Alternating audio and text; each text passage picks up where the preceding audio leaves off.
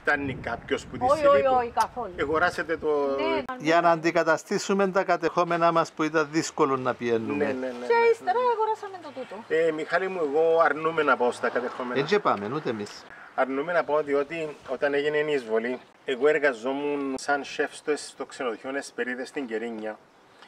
Είδα με πόσον πόνο έφυγε ο εργοδότης μου από το ξενοδοχείο και λέει μου, άντρο μου λέει, αν θα μείνεις εδώ, λέει μου, κλείδω στο ξενοδοχείο, λέει. Βέβαια, εγώ κατατάχθηκα στο στρατό.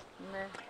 Αλλά δεν μπορώ να πηγαίνω στις περιουσίες των φίλων μου και να κάθομαι σαν κύριος στα εστιατόρια που είχαν οι φίλοι μου.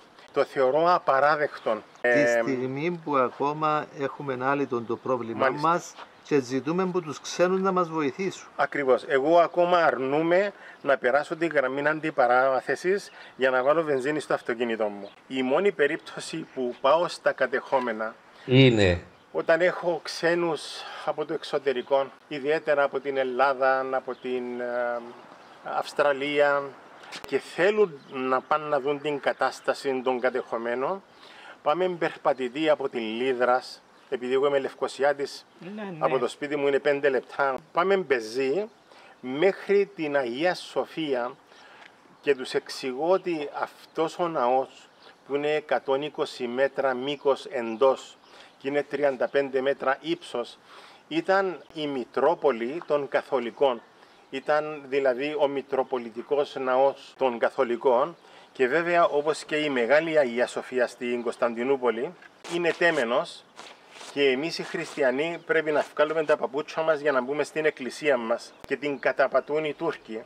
Μάλιστα μέσα στο εσωτερικό, επειδή οι εκκλησίες οι χριστιανικές το ιερόν τους βλέπει προς την Ανατολή, τοποθέτησαν τα χαλιά τους κάπως φάλτσα για να βλέπουν προς τη Μέκκα, προς τη Σαουδική Αραβία. Και το θεωρώ απαράδεκτο, ενώ εμείς οι χριστιανοί δεν χρησιμοποιήσαμε κανέναν τέμενος για να το κάνουμε εκκλησία και δεν επειράξαμε τα συντηρούμε με τα λεφτά των φορολογουμένων. Δυστυχώς δεν σεβαστήκαν τη θρησκεία μας, ώστε τους ξένους μου τους παίρνω μέχρι την Αγία Σοφία, τους κάνω έναν περίπατο να δουν την παλιά αγορά. Όταν ήμουν μωρόν έμπαινα σε εκείνη την αγορά που εψουμνίζαμε, γιατί ήταν τότε, δεν υπήρχε θέμα με τις δύο κοινότητες. Έτσι ο περίπατος είναι μόνο μέχρι την Αγία Σοφία και στρεφούμαστε πίσω χωρίς ούτε να κάτσουμε, ούτε να φάμε, ούτε να πιούμε. Το θεωρώ απαράδεκτο να χρηματοδοτούμε την εισβολή.